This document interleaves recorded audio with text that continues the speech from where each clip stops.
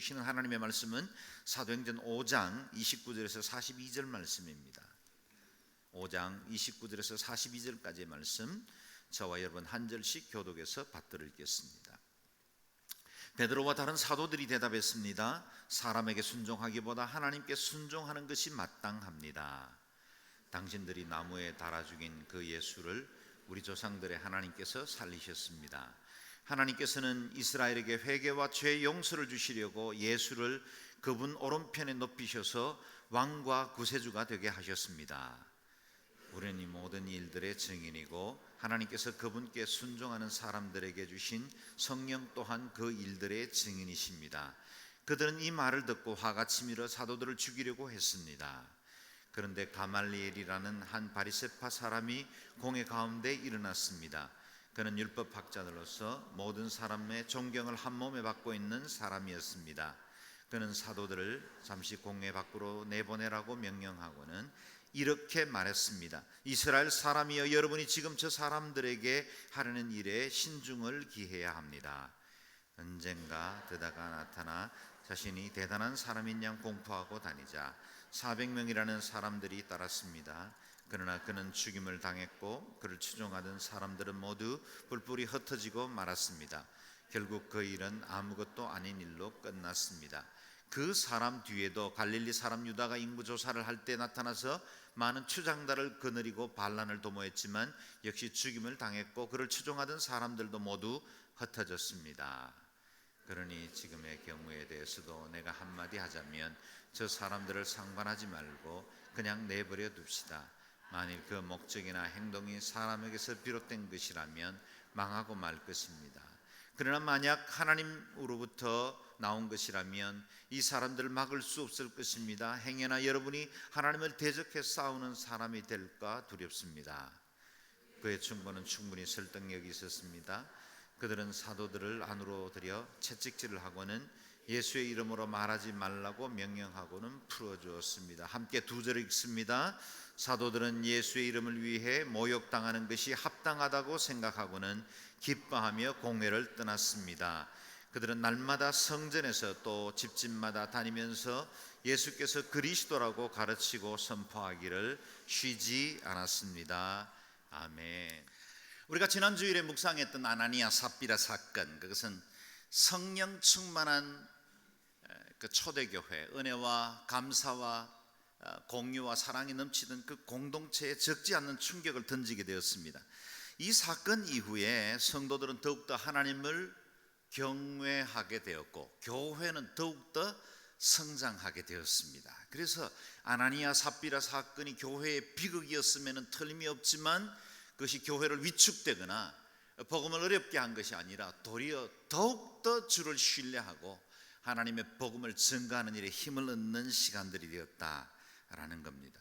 그런데 이 같은 교회의 급성장에 대해서 불편해하던 사람들이 있었습니다. 오늘 본문에 있지는 않지만 배경이 된 말씀들을 몇 절을 함께 읽으려고 합니다. 17절 18절을 읽겠습니다. 시작. 그러자 대제사장들과 그와 한패인 사두개파의 당원들은 모두 시기하는 마음이 가득해서 들고 일어나 사도들을 잡아다가 감옥에 가두었습니다. 아멘. 이 초대교회 예루살렘에 일어났던 현상들을 보면 두 개의 큰 에너지가 일어나 충돌하는 것처럼 보여집니다. 하나는 성령으로 충만케된 초대교회 사도들과 성도들이 복음을 향한 그 열정을 불태우던 에너지였고, 또 하나의 에너지는 기득권을 유지하기 위해서 복음을 전하는 자들을 핍박하는 에너지였다는 거예요. 마치 문명의 충돌이 이루어지는 것처럼 오늘날 우리가 우리 사회 구석구석 세계에서 보는 것과 같은 그런 어려움들이 예루살렘이라는 한 도시 안에도 똑같이 그 충돌이 일어나고 있었다는 겁니다. 사도행전의 초대교회는 아직도 교회의 정비나 시스템을 갖추지는 못했었습니다. 그럼에도 불구하고 그들은 사람들로부터 칭송받는 공동체가 되었고, 민간의 많은 표적들이 일어나면서 사람들이 교회 공동체로 계속해서 그들의 필요를 찾아서 또 소망하는 마음을 따라서 몰려들기 시작했습니다. 그래서 병든 사람을 거리로 메고 나와서 심지어 사도 베드로가 지나갈 때 그림자라도 스쳐 지나가기를 바라는 마음으로 바라보았다는 거예요. 이때 그 교회의 권위, 그 파워는 얼마나 대단했을까요? 민간인들에게, 사람들에게 드러난 그 소문은 그야말로 교회의 권세, 그 능력을 드러내기에 충분했습니다.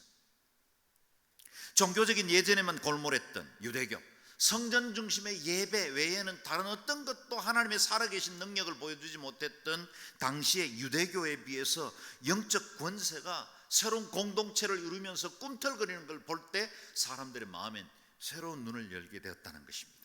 이 소문이 퍼지면서 예루살렘뿐만 아니라 근처 여러 동리 사람들도 병자와 귀신 들린 자들을 데리고 나와서 치유함을 받게 되었습니다. 이 일로 남녀의 큰 무리가 그리스도께로 돌아왔다라는 거예요. 저는 오늘 우리 시대에 우리의 교회들이 이와 같은 사도행전적인 능력을 회복해야 할 때라고 생각을 합니다. 교회가 세상의 여러 소사이어티 클럽이나 그리고 여러 사회적 봉사기관 중에 하나로 남는 것이 아니라 하나님의 능력을 증거하고 지역사회 많은 사람들이 그동안 보지 못했던 놀라운 기적과 그들이 영적으로 권고하고 필요할 때 영적 생명력을 공급해주는 그런 교회 말이죠. 저는 우리 온누리교회가, 양지 온누리교회가 또한 그와 같은 교회가 되기를 바랍니다. 이러한 부흥을 못마땅해 여기던 사람들이 있었다 그랬죠. 대제사장들과 사두개인들이었습니다. 저들도 한 마음이 되었습니다. 에너지를 모아야 했기 때문이죠. 그런데 그것이 하나님의 뜻을 위한 것이 아니었습니다. 하나님께 영광을 돌리기 위해서 한 마음이 되었다면 얼마나 좋았겠습니까?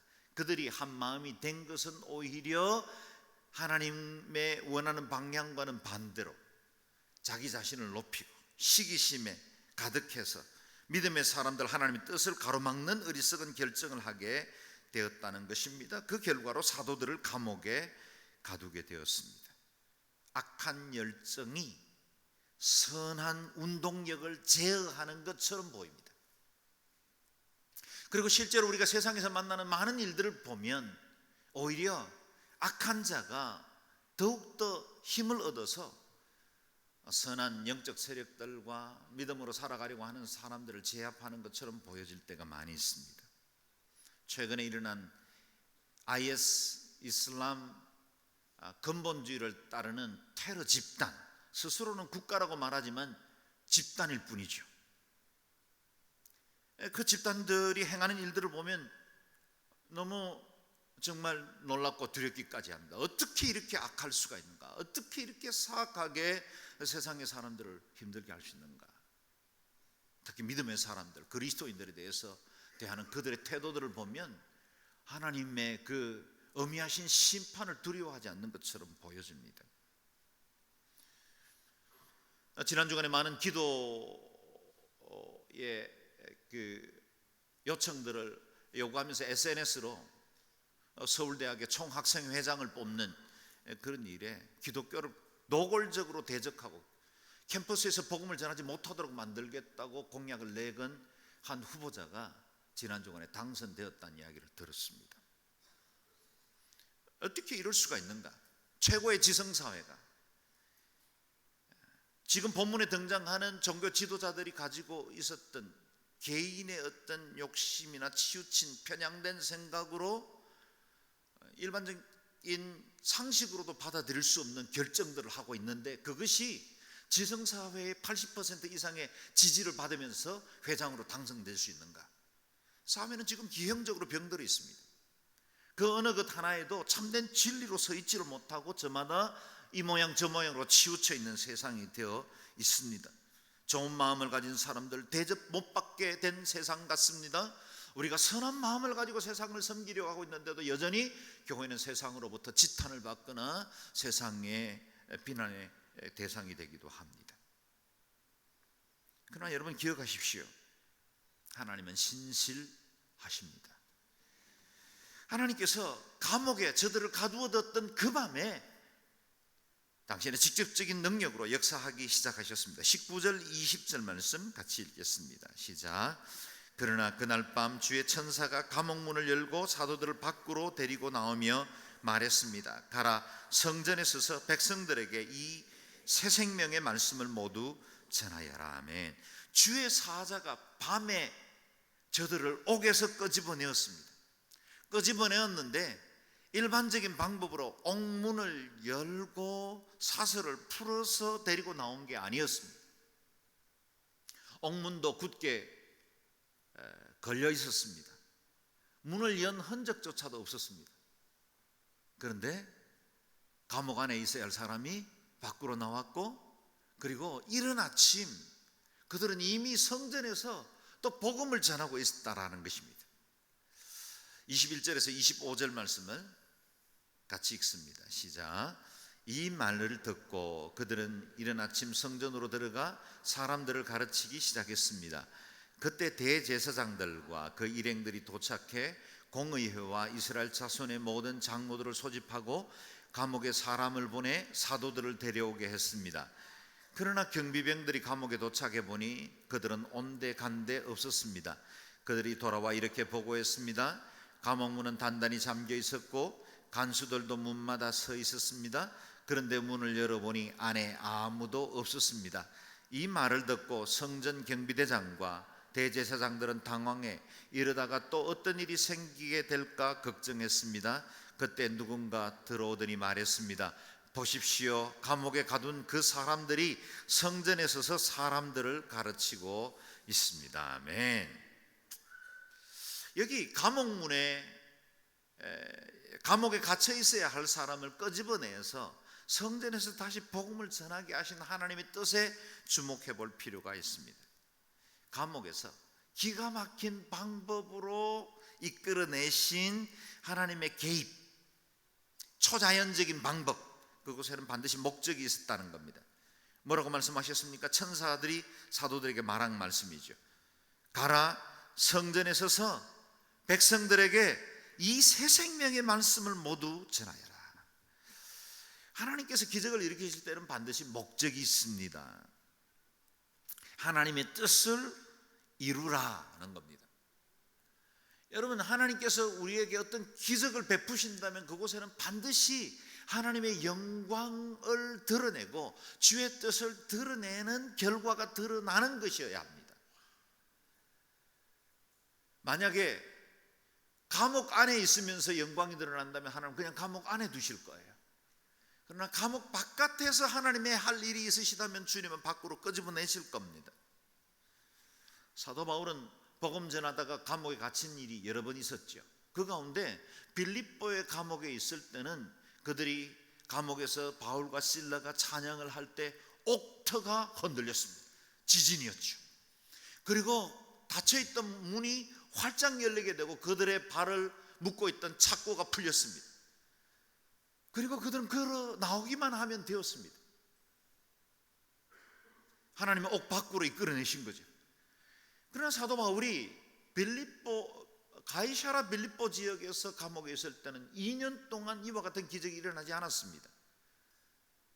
사도 바울이 로마에서 셋방에 이태간 2해 동안 머물면서 마치 가택연금을 당하듯이 감옥처럼 거기 묶여있는 동안에는 그와 같은 기적이 일어나지 않았습니다.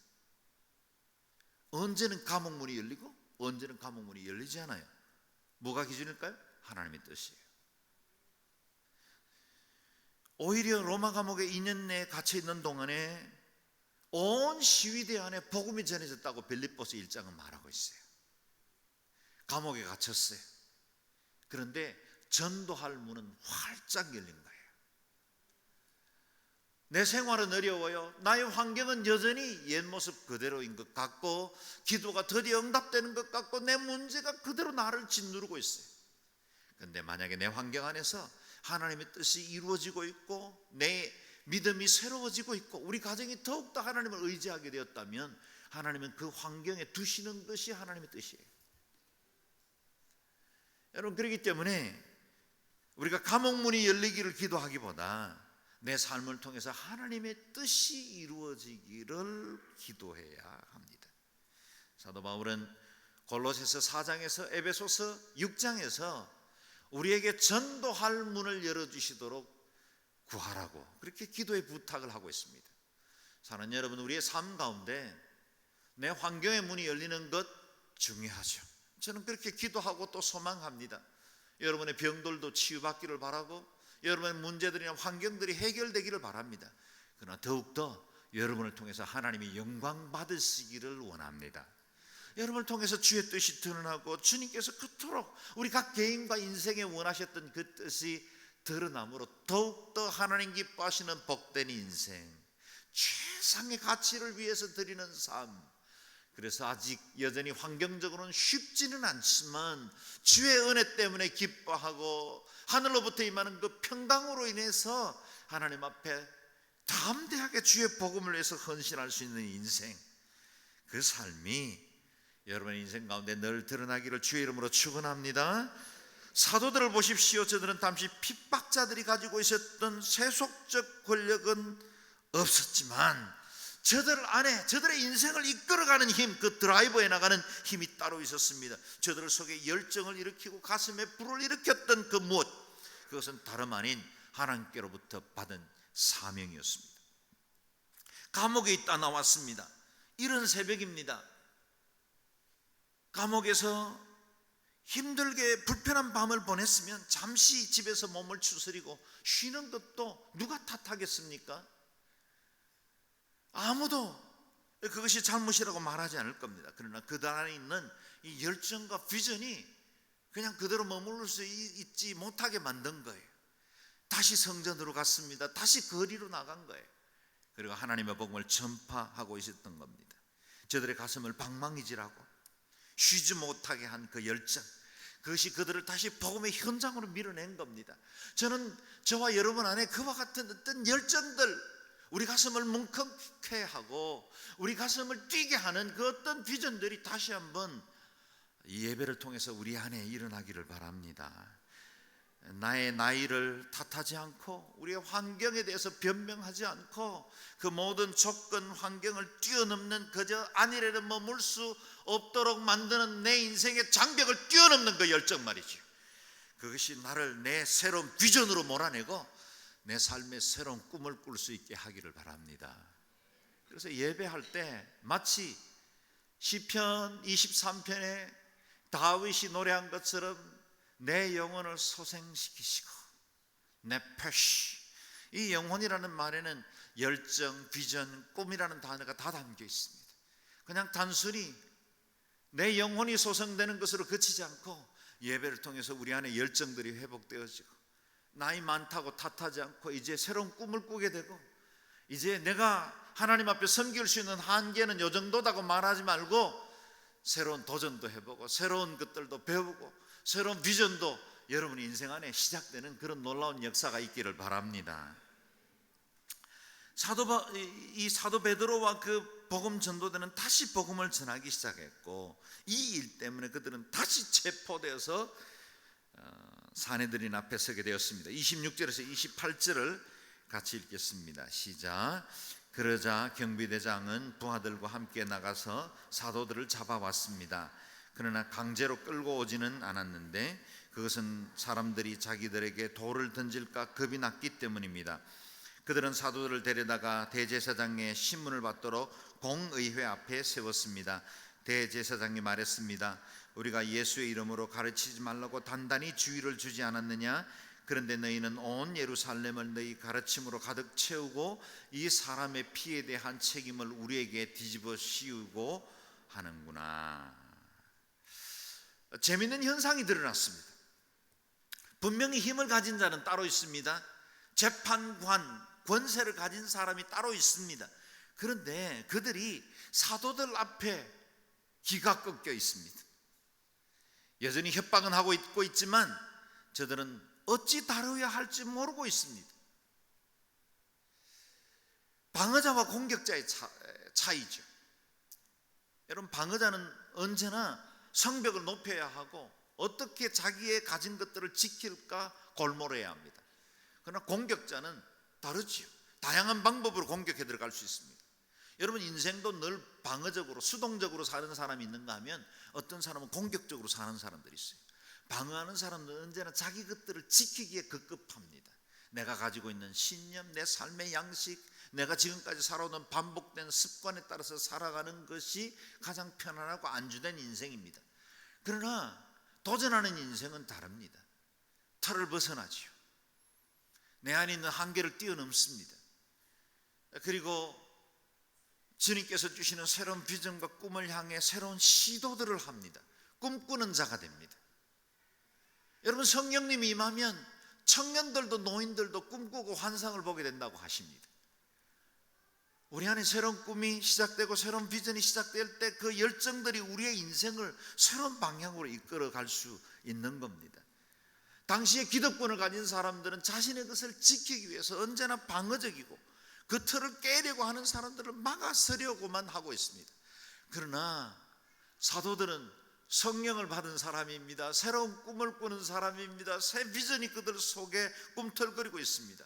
머물러 있을 수 없습니다. 방해를 받았다고 해서, 핍박이 있다고 해서 그 안에 머물러 있지 않습니다. 신문하는 자와 신문당하는 자의 역할이 바뀝니다. 그들은 오히려 자신을 억압하는 사람들에게 도리어 복음을 전합니다. 29절에서 31절 말씀을 이제 오늘 본문이 시작됐죠? 읽겠습니다. 시작. 베드로와 다른 사도들이 대답했습니다. 사람에게 순종하기보다 하나님께 순종하는 것이 마땅합니다. 당신들이 나무에 달아 죽인 그 예수를 우리 조상들이 하나님께서 살리셨습니다. 하나님께서는 이스라엘에게 회개와 죄 용서를 주시려고 예수를 그분 오른편에 높이셔서 왕과 구세주가 되게 하셨습니다. 아멘. 지금 박해하고 이 복음 전하지 말라고 하는데 도리어 아주 정확하고도 분명하게 당신들이 못 박아 죽인 예수가 부활하셔서 이제 주와 구주가 되셨습니다. 온 세상의 통치자가 되셨습니다 라고 선포하고 있습니다. 세상 앞에 그리스도인들이 이렇게 당당함을 소유할 수 있기를 바랍니다. 사랑하는 여러분, 우리는 그래도 좋을 만한 메시지를 가지고 있는 사람들입니다. 사도 바울은 로마서 1장에서 내가 복음을 부끄러워하지 아니하노니 이 복음은 모든 믿는 자에게 구원을 주시는 하나님의 능력이 됨이라고 말씀하고 있어요. 이 복음은 모든 믿는 자에게 구원을 주시는 하나님의 능력이 됩니다. 복음이 필요하지 않는 사람은 아무도 없습니다. 여러분, 저와 여러분이 가지고 있는 이 복음이 얼마나 소중하고 가치 있는지를 알아야 복음 전파가 가능해져요. 때로는 내가 배운 것보다 더 많이 배운 사람, 내가 가지고 있는 환경보다 더 좋은 환경 가운데 사는 사람, 내가 지금 누리고 있는 행복보다 더 많은 행복을 누리고 있는 사람들 앞에는 우리의 복음조차도 주눅들 때가 많이 있어요. 그것이 하나님으로부터 온 마음이겠습니까? 세속적인 기준이죠. 여러분, 아무리 편안하고 모든 것들이 잘 되는 것 같고 삶에서 형통한 복을 누리고 있는 사람처럼 보여도 영적인 문제는 그 무엇으로도 대체되거나 해결될 수 없습니다. 오직 예수 그리스도, 오직 한 분 외에는 그들의 인생과 삶의 근본적인 문제를 해결할 수 없습니다. 그들이 없는 걸 우리는 가졌어요. 이보다 더 큰 가치가 어디 있겠어요? 이보다 더 영원한 것이 어디 있겠어요? 무엇 때문에 주눅됩니까? 무엇 때문에 우리가 복음이 주춤하고 있습니까? 저와 여러분이 가지고 있는 이 복음보다 더 소중한 것은 없고, 이 십자가와 부활의 능력을 경험한 저와 여러분의 복음이야말로 모든 사람들이 기다리는 것이고 모든 사람들에게 필요한 것입니다. 천하인간의 구원을 얻을 만한 다른 이름을 우리에게 주신 일이 없습니다. 이 복음은 모든 사람들에게 필요합니다.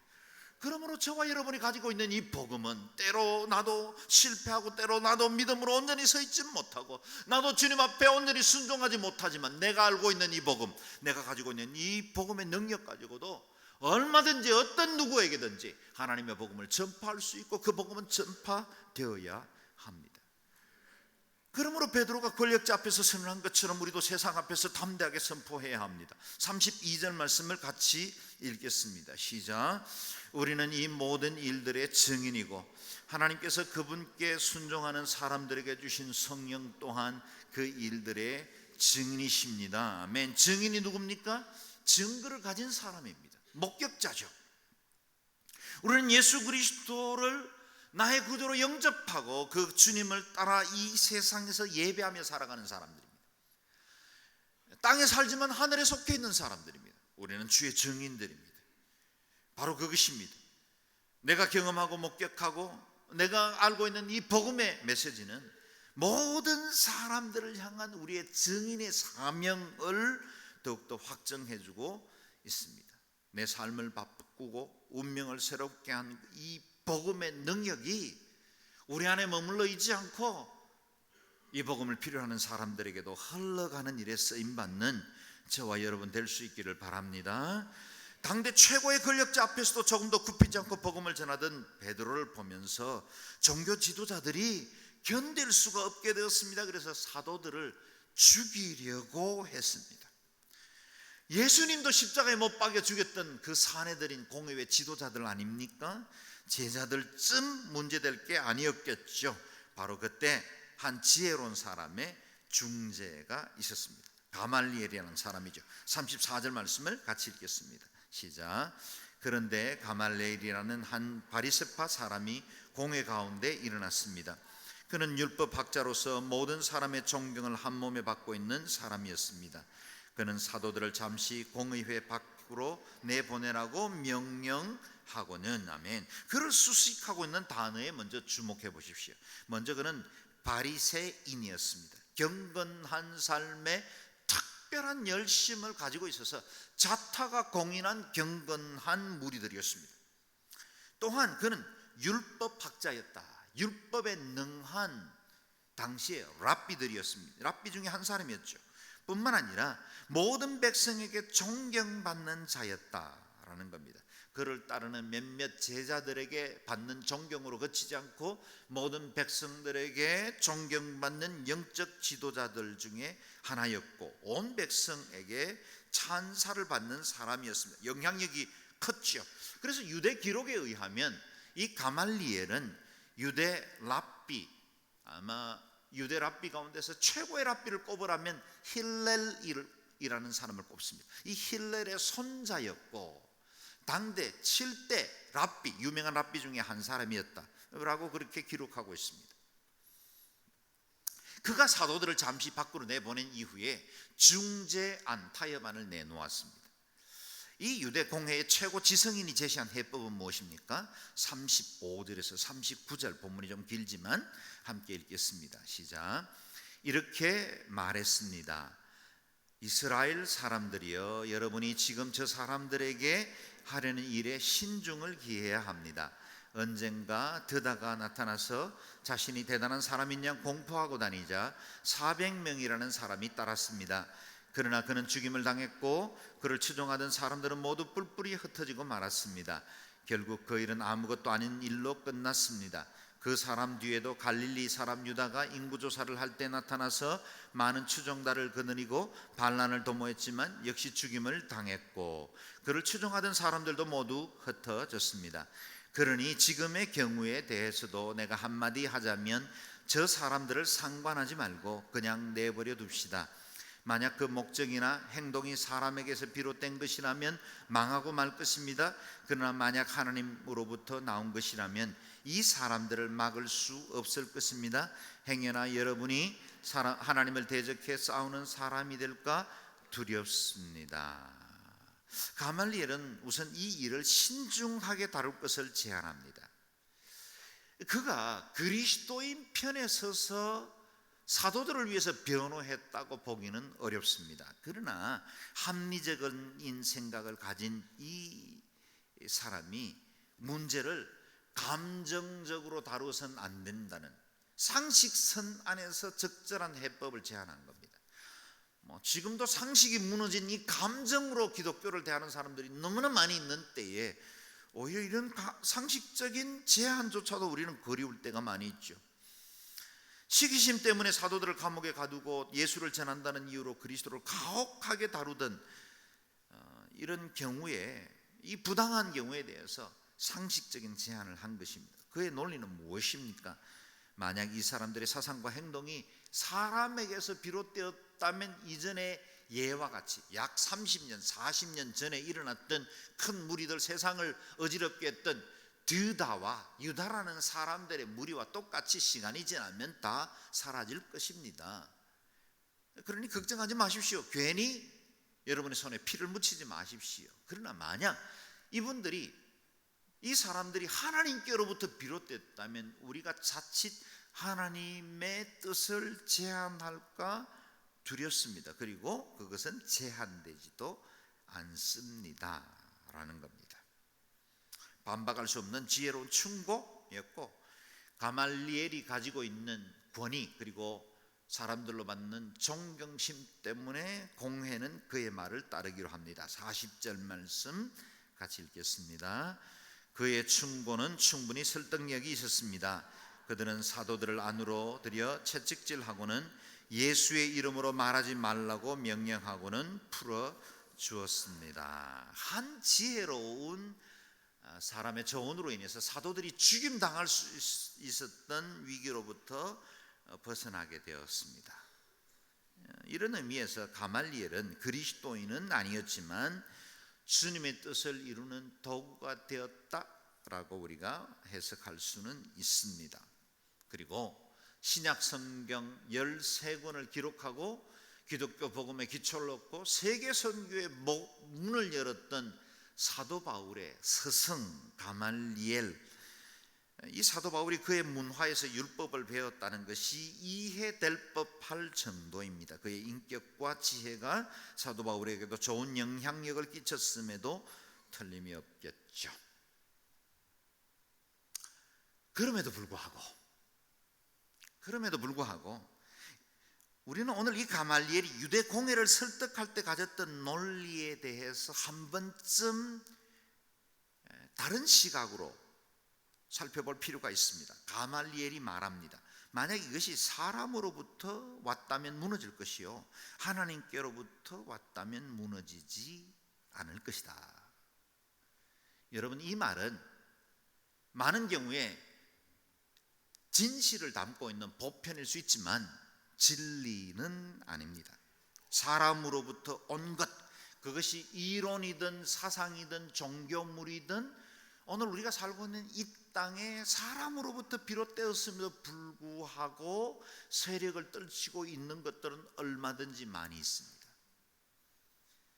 당시에 고대 근동을 붙들고 있었던 이 헬레니즘은 지금도 세계 사상사의 큰 두 물줄기, 헬레니즘과 헤브라이즘이라는 두 줄기 중에 하나를 형성하고 있습니다. 사람으로부터 비롯되었죠. 진화론, 사람으로부터 비롯되었고 절대로 진리일 수 없습니다. 여러분, 행여라도 얼마간에는 사실이 있겠지, 천만에요. 그렇지 않습니다. 거긴 진리가 존재하지 않습니다. 진화론은 온통 거짓과 추측으로 가득 차 있음에도 불구하고 사람들에게 진리처럼 받아들여지고 있고 가장 과학적인 사고의 기초가 되었다고 생각을 하게 만들었습니다. 사람으로부터 비롯되었죠. 우리 주변에 보고 있는 이단들,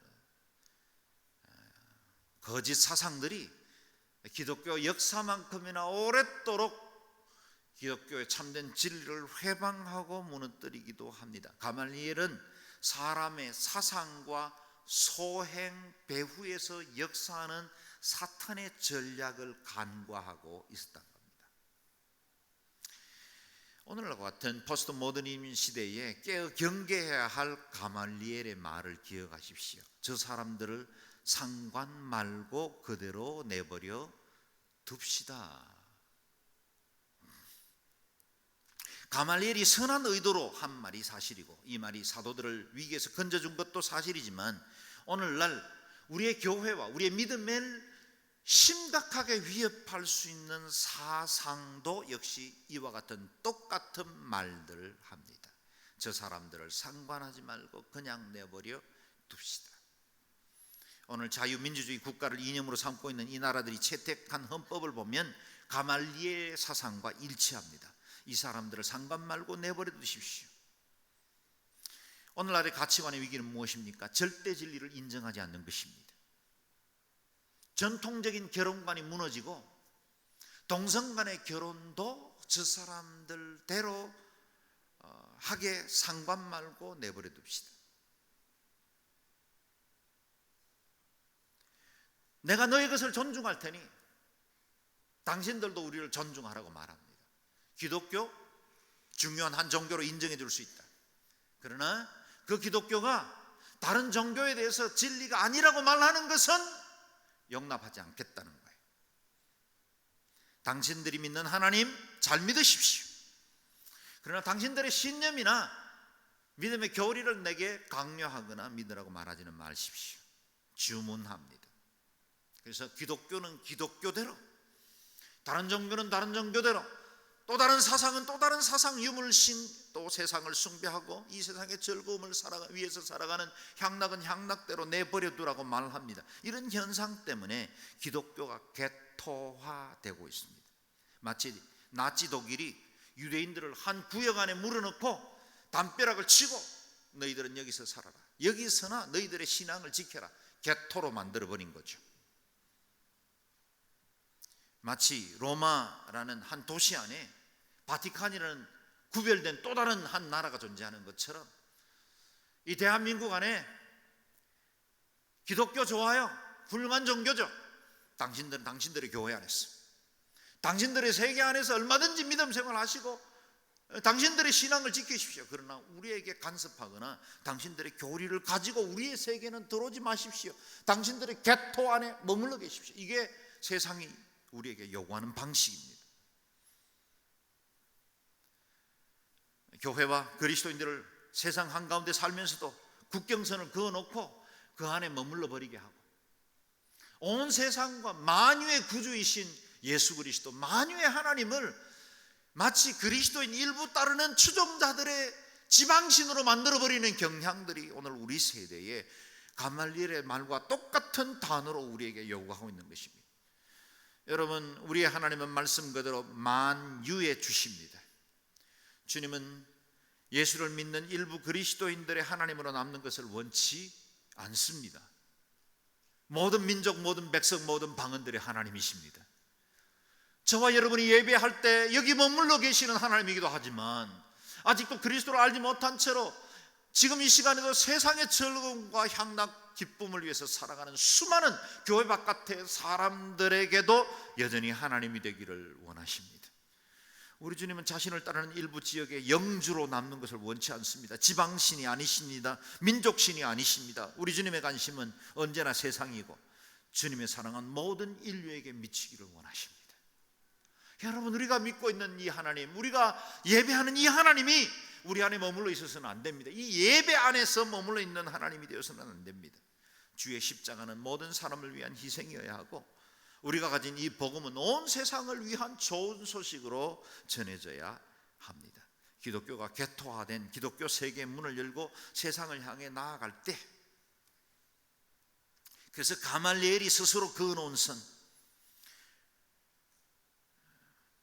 저들을 상관 말고 내어두라 만들었던 그 담벼락을 뛰어넘고 이 세상 한가운데 들어가서 복음 전하는 일을 결코 멈추지 말아야 합니다.